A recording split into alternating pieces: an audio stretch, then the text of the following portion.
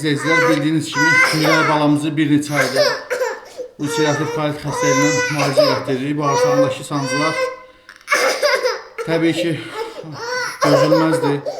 Məcbur olub paylaşırıq. Halımızdan anlayıb dəstək olan, dua edən hər kəsə təşəkkür edirəm. Ümid edirəm ki bizi başa düşəcəksiniz, dəstəyinizi əsirgəməyəcəksiniz. Allah heç kimə bizim kimi çarəsizlik nəsib eləməsin.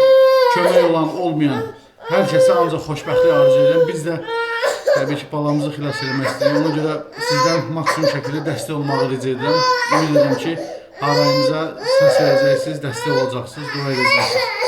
Öncədən hər birinizə təşəkkür edirəm.